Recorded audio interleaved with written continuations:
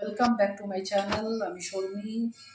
আমার রান্নাঘরে আমি আজকে করছি 2 পিস কাতলা মাছ, একটা গাদা, একটা পেটি দিয়ে জিরে বাটা আর পেঁয়াজ বাটা দিয়ে একটা কষা। তাহলে তোমরা দেখো আমি কিভাবে প্রিপারেশনটা রেডি করছি। প্রথমে গ্যাসটা বসিয়ে নিয়েছি, গ্যাসের ফ্লেমটা মিডিয়ামে রেখে তেল দিয়েছি। এবার তেলটাকে ভালো গরম করার জন্য ফ্লেমটা হাই করে দিলাম। তেলটা খুব ভালো গরম হলে মাছটা ছাড়বো, তা নাহলে মাছটা কড়াইয়ের গায়ে লেগে যাবে।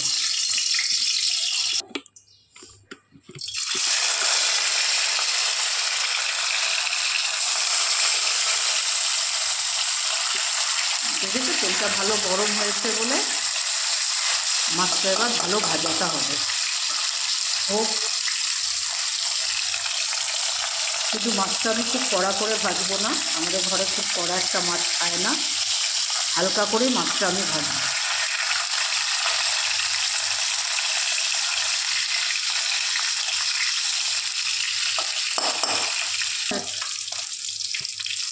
মাছটা ভাজা হয়ে গেছে, আর আমি মাছটা তুলে নিলাম। তুলে নিয়ে মাছের মধ্যে আমি গোটা সাদা জিরে ফোড়নে দিয়ে দিলাম, একটা শুকনো লঙ্কাও দিয়ে দিলাম।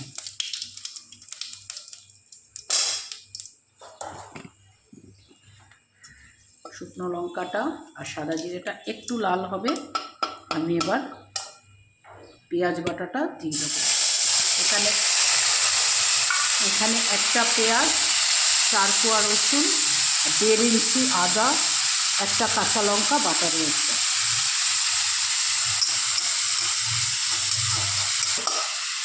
দেখো একটু লালচে করে ভাজা হয়েছে। এবার আমি দিয়ে দেবো এখানে জিরে বাটা। আমি জিরে গুঁড়োটা ব্যবহার করি না, আমি বাটা মশলা দিয়ে ব্যবহার করি। বাটা মশলার স্বাদ আলাদা, আর এমনি গুঁড়ো মশলা ব্যবহার করলে আমি শুকনি গুঁড়ো মশলা ইউজ করি। তো মশলাটা সুন্দর বেশ লালচে ভাজা হয়ে গেছে, সুন্দর একটা গন্ধ বেরিয়েছে। এবার আমি দিয়ে দেবো শুকনি লঙ্কার গুঁড়ো। লঙ্কার গুঁড়োটা দিয়ে একটু সুন্দর করে কষিয়ে নিলাম।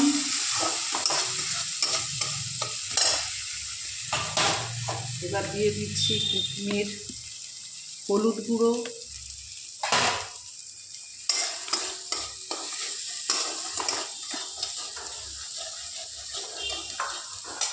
এবার দিয়ে দিচ্ছি এভারেস্টের একটু লাল মির্চ পাউডার, একটু কালারের জন্য, আর কিছুই না। এবার একটু স্বাদ মতো আমি লবণটা দিয়ে দিচ্ছি।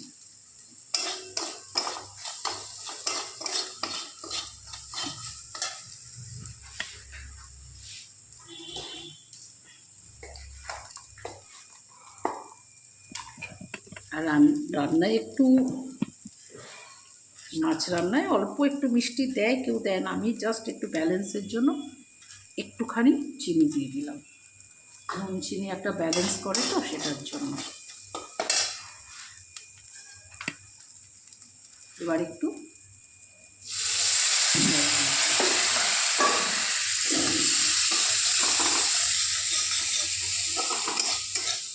এবার মশলাটা থেকে যখন তেল ছাড়বে তখন আমি মাছটা দিয়ে ভালো করে কষিয়ে নেব।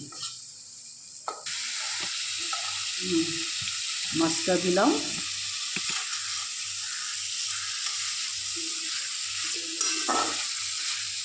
দিয়ে এবার একটু এপিট ওপিট করে নেড়ে দিয়ে দিলাম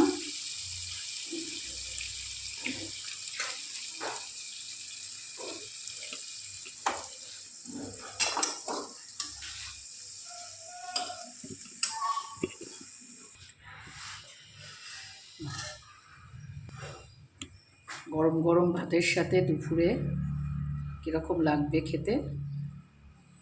তোমরাও করে খেয়ে নিও, দেখো আমার রেসিপিটা ফলো করে।